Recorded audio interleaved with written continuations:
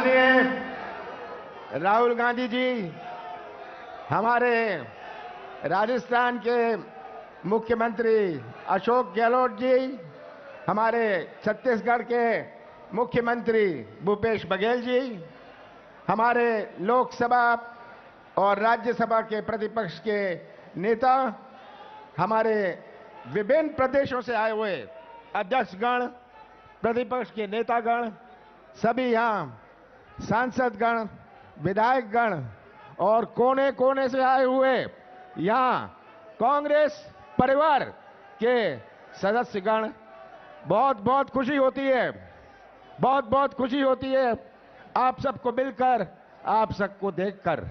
इसे हमें सबको बल और शक्ति मिलती है। आप देते हैं बल, आप देते हैं वो शक्ति, आप कांग्रेस को वो बल और शक्ति देते हैं। आजादी से देकर आज तक हमेशा कांग्रेस ने आम जनता की आवाज उठाई है। आज देश की तस्वीर आप सबके सामने है। मैं ज्यादा नहीं कहना चाहता, यही कहना चाहता हूं कि आज जो बेरोजगारी की समस्या है, यही नौजवान जो हमारे प्रदेश का और देश का निर्माण करेंगे भविष्य में, अगर उनका ही भविष्य अंधेरे में रहेगा तो कैसा निर्माण होगा। आज बेरोजगारी हमारी सबसे बड़ी चुनौती है, क्योंकि एक प्रदेश की बात नहीं है, हर प्रदेश की बात है। और उनकी तरफ देख के बड़ी चिंता होती है कि कैसे ये नौजवान ये बेरोजगारी से हम मुकाबला करेंगे। हमारा कृषि क्षेत्र 50% हमारा देश की अर्थव्यवस्था कृषि क्षेत्र पर आधारित है। हमें ये नहीं भूलना चाहिए। केवल टू व्हीलर की बात ना होए, पर जिसकी किराने की दुकान है, वो किराने की दुकान तभी चलती है गांव में जब किसानों के जेब में कुछ पैसा होए, किसानों के हाथ में कुछ पैसा होए। उनके बच्चों की पढ़ाई तभी हो सकती है, अच्छे कपड़े तभी पहन सकते हैं जब किसानों की जेब में कुछ पैसा होए। आज भटकता हुआ किसान न्याय के लिए, आज भटकता हुआ किसान खाद के लिए, आज भटकता हुआ किसान बीज के लिए, ये तस्वीर हमारे सामने है। हमारी माता और बहनों पर कितना बड़ा हमला हमारे माता और बहनों पर हो रहा है। देश भर में, अपना देश विश्व में एक देश है जहां सबसे ज्यादा महिलाओं पर अत्याचार अपने देश में होता है। ये आज तस्वीर हमारे सामने है। और बेरोजगारी की बात करें, छोटे व्यापारी की बात करें, महंगाई की बात करें, पर आज मैं कहना चाहता हूं हमारे सामने एक और लड़ाई है। हमारे सामने एक और लड़ाई है, किस रास्ते पर देश चलेगा। हमारे कांग्रेस की संस्कृति जोड़ने की संस्कृति है।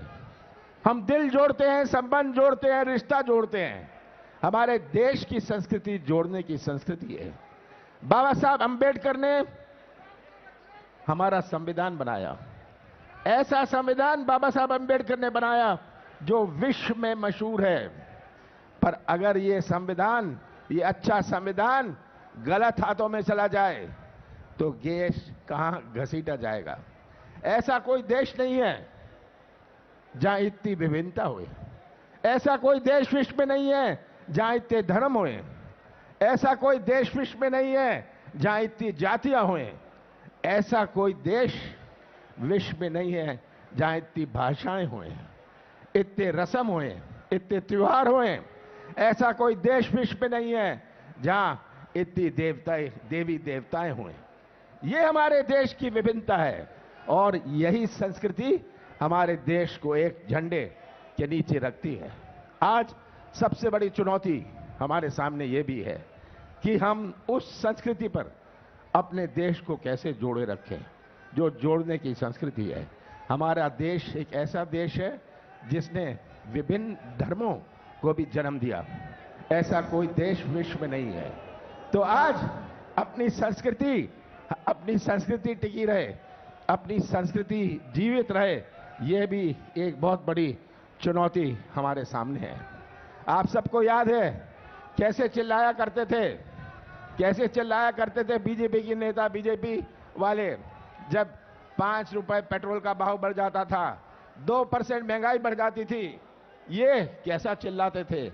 आज इनको दिखता नहीं है, भटकता नौजवान दिखता नहीं है, किसान की आवाज ये सुनते नहीं है, इनकी आंख नहीं चलती, कान नहीं चलता, मुंह बहुत चलता है और हमेशा ध्यान मोड़ने की राजनीति। आज के मुद्दों पर ये बात नहीं करेंगे, राष्ट्रवाद की बात करने लग जाएंगे। क्या कांग्रेस को पढ़ाएंगे राष्ट्रवाद का पाठ? मैं तो पूछता हूं बीजेपी से, एक नेता का नाम बना दो जो स्वतंत्र संग्राम सेनानी रहा हो। भारतीय जनता पार्टी एक नाम नहीं ले सकती। तो ये तस्वीर आज हमारे सामने है। मैं जानता हूं आप सब राहुल जी को सुनना चाहते हैं। अंत में मैं यही कहूंगा कि आपके ऊपर है बोझ, केवल कांग्रेस का बोझ ही नहीं पर पूरे देश का बोझ आपके कंधों पर है। आप राहुल जी को बल दें, आप राहुल जी को शक्ति दें। 3,500 किलोमीटर ये चलेंगे देश जोड़ो यात्रा में। हम सब मिलकर राहुल जी को वो बल और शक्ति देंगे और फिर से कांग्रेस की आवाज हर गांव, हर कस्बे में गूंजेगी। और मुझे कोई शक नहीं कि आने वाले समय में कांग्रेस का झंडा हमारे संसद और विभिन्न राज्यों की विधानसभा में लहराएगा। आप सबका बहुत बहुत धन्यवाद।